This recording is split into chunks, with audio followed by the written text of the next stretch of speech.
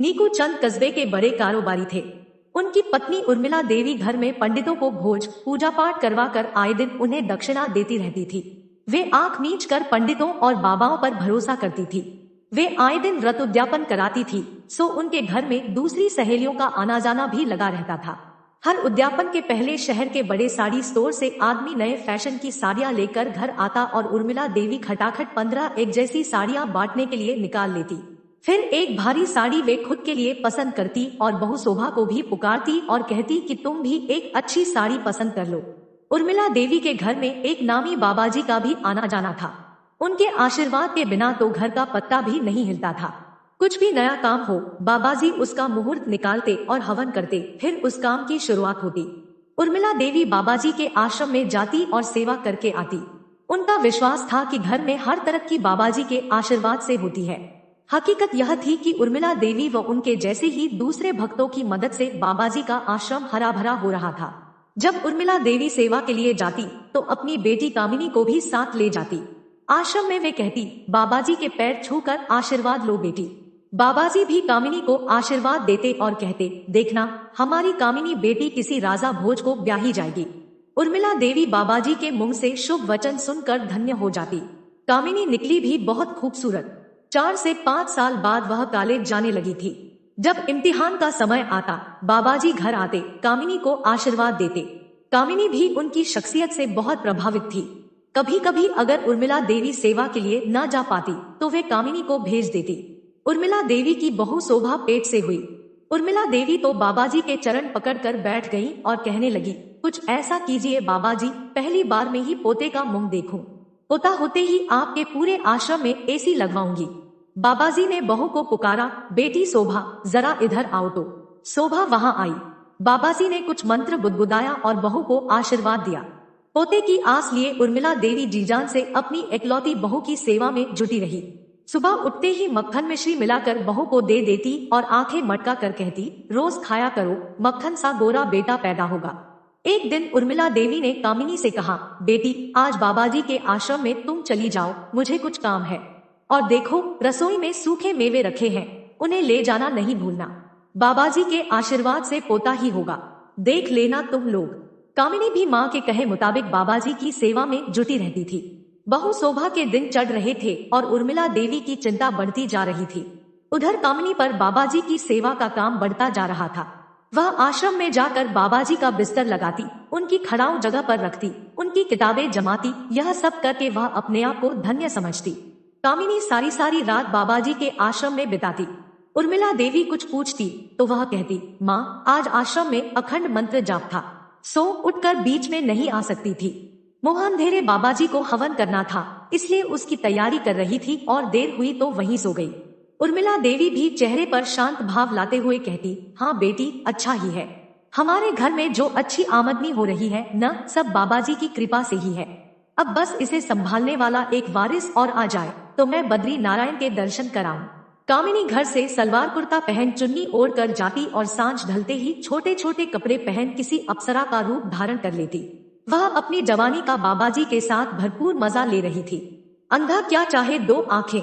सो बाबाजी दिन में घर से लाए मेवों का भोग लगाते और रात में कामिनी का। कभी कभी उर्मिला देवी कहती, बेटी कामिनी तुम बहुत आश्रम में बहुत रहने लगी हो, अपनी पढ़ाई पर भी जरा ध्यान दो। कामिनी कहती, माँ आप चिंता न कीजिए, मैं खुद ध्यान दे रही हूँ अपनी पढ़ाई पर। इधर बाबाजी जब कभी घर आते तो उर्मिला देवी से कहते, कामिनी बेटी पर यह साल भारी है, थोड़ा आश्रम में मंत्र जपेगी और हवन करेगी तो दोष मुक्त होगी। कामिनी तो बाबाजी से इतनी सम्मोहित हो चुकी थी कि घर में कुछ न बताती। जो चल रहा था उसमें वह बहुत खुश थी। कभी कभी कामिनी की सहेलियां उसे पार्टी के लिए बुलाती तो कामिनी बाबाजी से कहती, बाबाजी आज रात को मैं न आ सकूंगी। बाबाजी कहते, अब तुम बिन हमारा जीवन असंभव है, तुम भी नहीं चाहोगी कि यह राज खुल जाए, एक रात की भी छुट्टी नहीं तुम्हें। कामिनी बाबाजी के डर के मारे जिद न करती और अपनी सहेलियों से कह देती कि घर में काम ज्यादा है, वह पार्टी में न आ सकेगी। जल्दी ही उर्मिला देवी के घर में खुशखबरी आ गई कि उनकी बहू शोभा ने बेटे को जन्म दिया है। उर्मिला देवी तो खुशी के मारे आसमान में उड़ने लगी थी। घर में बड़े ही जोर शोर से जश्न मनाया गया और बाबाजी का आश्रम उर्मिला देवी की कृपा से चमचमा उठा। अब पोते के साथ उर्मिला देवी और ज्यादा बिजी हो गई और उधर कामिनी बाबाजी के आश्रम में। वह बाबाजी के खिलाफ एक शब्द भी सुनना पसंद नहीं करती थी। अब कभी कभी उर्मिला देवी कहती, बेटी कामिनी अब तुम आश्रम जाना छोड़ दो, पोता हो गया, मैं तो गंगा नहा ली, अब मैं फिर से बाबाजी की सेवा में जुट जाती हूँ। कामिनी कही, माँ कहाँ तुम इस उम्र में आश्रम में दौड़ भाग करोगी, अब तुम पोता संभालो, बाबाजी की सेवा में मैं कोई कमी न आने दूंगी। यह सुनकर उर्मिला देवी के चेहरे पर बड़ी सी मुस्कुराहट बिखर जाती।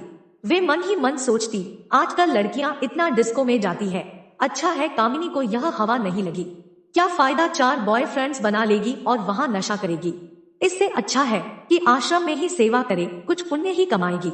उर्मिला देवी निश्चिंत होकर एक तीर्थ कर आई। उन्हें आए अभी 3 से 4 दिन ही बीते थे कि अस्पताल से फोन आया, आपकी बेटी अस्पताल में भर्ती है, आप जल्दी यहाँ आइए। उर्मिला देवी ने जैसे ही फोन सुना उनके तो हाथ पैर फूल गए। एक बार को तो उन्हें कुछ समझ ही नहीं आया कि वे क्या करें, लेकिन अपने आप को सहज किया। फिर झट से ड्राइवर को गाड़ी निकालने को कहा। वहां जाकर जब उन्हें सारी बात मालूम हुई तो उन्हें कानों सुने पर विश्वास ही न हुआ। मालूम हुआ कि कामिनी अस्पताल में बच्चा गिरवाने आई थी और उस दौरान उसकी अंदर की कोई नस फट गई, जिसके चलते उसके शरीर से बहुत खून बह गया और उसकी जान को खतरा हो गया। उर्मिला देवी तो समझ ही नहीं पाई कि यह कब और कैसे हो गया। कामिनी अभी बेहोशी की हालत में थी। जब कामिनी को होश आया तो उर्मिला देवी ने उसके सिर पर हाथ फेरते हुए पूछा, यह कैसे हो गया बेटी। कामिनी सिर्फ इतना ही कह पाई, बाबाजी। यह सुनकर उर्मिला देवी के तो जैसे तनबदन में आग लग गई। वे कहने लगी, क्या बाबाजी ने जबरदस्ती की तुझसे। कामिनी बोली, नहीं माँ, सब मेरी मर्जी से, मुझे नहीं मालूम कि क्या हो गया है, लेकिन बाबाजी का साथ मुझे अच्छा लगता है। उसकी बात सुनकर उर्मिला देवी का गुस्सा बेकाबू हो गया। फिर भी अपनी व कामिनी की इज्जत की खातिर अपने आप को शांत कर वे बोली, बेटी क्या सोचा और क्या पाया। खैर अस्पताल में तो उन्हें मुंह बंद रखने में ही समझदारी नजर आई। कामिनी को अस्पताल से डिस्चार्ज करवा कर वे घर लाई। सेठ नीकू चंद ने जब सच्चाई सुनी तो उनके पैरों तले जैसे जमीन खिसक गई, पर अब किया भी क्या जा सकता था। आखिर इस सब में कामिनी भी तो शामिल थी। हाँ, उर्मिला देवी का बेटा आलोक कहने लगा, देखा माँ, बाबाजी की अंधभक्ति का नतीजा। मैंने तुम्हें कितनी बार समझाया था कि घर में जो कुछ है वह पिताजी व मेरी मेहनत का फल है। बाबाजी के आशीर्वाद से कुछ नहीं होता है, लेकिन माँ तुम्हें तो उन पर इतना विश्वास था कि तुम मेरी एक भी बात ध्यान से सुनती तक नहीं। भाई भाभी उर्मिला देवी व नीकू चंद ने मिलकर कामिनी को बड़े प्यार से समझाया ताकि वह बाबाजी के सम्मोहन से बाहर निकल सके। फिर उर्मिला देवी का बेटा आलोक व बहू शोभा कामिनी को एक काउंसलर के पास ले गए ताकि वह उसे समझा बुझाकर उसके बीते कर से छुटकारा दिला सके। कुछ महीने के लिए उर्मिला देवी उसे अपनी बहन के घर ले गई। कुछ समय में कामिनी फिर से सामान्य हो गई थी। अब उर्मिला देवी समझ गई थी कि बाबाजी ने उसकी अंधभक्ति का इस्तेमाल किया और उसके विश्वास का फायदा उठाकर उसी की बेटी का सम्मोहन कर लिया था। लेकिन अब उर्मिला देवी ने बाबाजी के लिए अपने घर के दरवाजे हमेशा के लिए बंद कर दिए थे।